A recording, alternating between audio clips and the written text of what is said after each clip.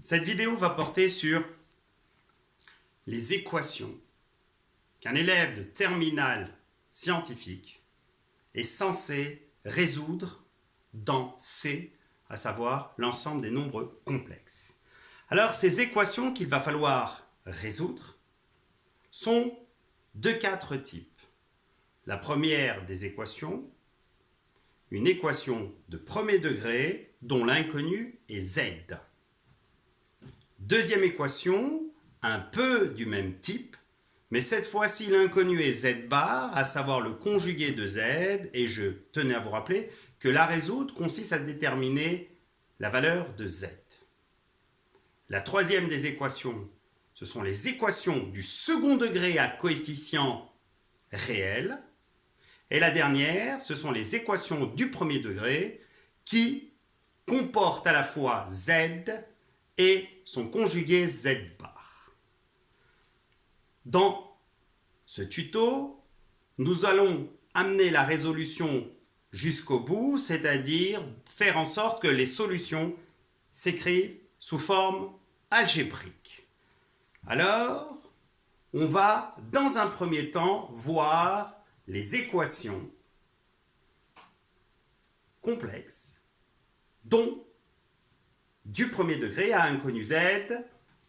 Exemple, si je vous demande de résoudre l'équation 3iz moins 25 égale 2z plus 4. Alors vous allez procéder de la même manière que si vous veniez à résoudre une équation dans R. Le principe, dans ce cas, c'est de faire en sorte à ce que toutes les expressions qui comportent cet inconnu z se retrouvent dans un même membre, alors qu'il soit à droite ou à gauche, on s'en fiche, et faire en sorte que les termes constants se trouvent dans l'autre membre. Alors ici, si je venais à, par changement d'habitude, à mettre les inconnus à droite. Donc, on s'amènerait à 2z moins 3iz, qui serait égal précisément à 25 moins 4. Alors, ces inconnus qui sont à droite, par simple coup, tour de magie, à savoir, deviennent à gauche. Donc, de ce fait, j'ai rien fait de très savant. Vous allez me dire quoi faire à partir de là et tout simplement garder en tête que ce que l'on cherche c'est z, et pour cela on va factoriser ici par z, donc on obtient 2 moins 3i facteur de z égale moins 29, qui se ramène alors à z du fait que 2 moins 3i est un complexe non nul, à z égale moins 29 sur 2 moins 3i.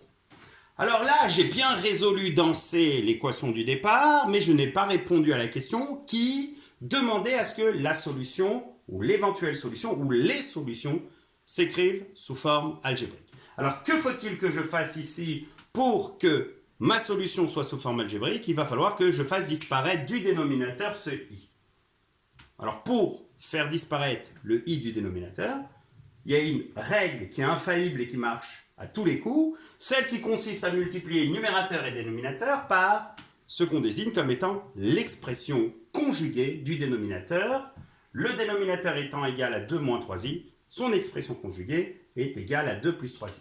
Donc, on obtient alors z égale moins 29, facteur de 2 plus 3i, sur 2 moins 3i, facteur de 2 plus 3i, sans oublier de toute évidence les parenthèses. Alors cette écriture est-elle sous forme algébrique? Pas pour le moment. Donc qu'allez-vous faire à ce niveau? Tout simplement développer numérateur et dénominateur en reconnaissant que de toute manière vous avez fait en sorte, en multipliant par l'expression conjuguée, de faire apparaître une des identités remarquables. Donc vous avez 2 au carré moins 3i le tout au carré. Donc, gardez en tête que i au carré valant moins 1, donc vous obtenez moins 9 fois moins 1, ce qui fait moins 9, donc tout simplement plus 9. Et là, on aurait pu mettre la valeur de 2 au carré, à savoir 4. Donc, prenez rapidement l'habitude de faire disparaître ce i au carré en le substituant par sa valeur, à savoir moins 1. Alors maintenant, on va développer le numérateur et on obtient moins 58, moins 29 fois 3i, ce qui fait précisément moins 87i.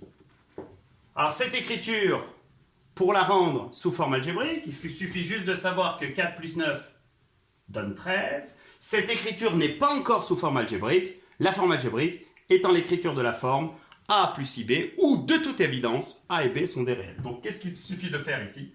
D'écrire z égale moins 58 sur 13, moins 87 treizième de i. Et là, on a résolu l'équation de départ dans C. Cette fois-ci, nous allons proposer une démarche permettant de résoudre une équation du même type, où cette fois-ci, l'inconnu n'est plus z, mais z bar. On va voir qu'au final, c'est exactement la même chose. Il faut passer par la résolution en z bar, et une fois qu'on a trouvé z bar, on prend son conjugué et on trouve z. Alors, on va prendre une équation assez basique pour éviter de faire tous les calculs. Alors, si je venais à résoudre 3i z bar égale 5 moins 2i, d'accord? Donc déjà, les termes constants sont dans un membre et ceux dépendants de mon inconnu ici, z bar, sont dans un autre. Alors on a deux possibilités. Soit ici, on fait appliquer le composé aux deux membres de l'égalité, mais on a une autre méthode, c'est celle qu'on va utiliser ici. Donc de là, on a z bar qui est égal à 5 moins 2i précisément sur 3i. Alors là, on a plusieurs possibilités. Il n'est pas nécessaire de multiplier numérateur et dénominateur par le conjugué du dénominateur, à savoir ici précisément moins 3i.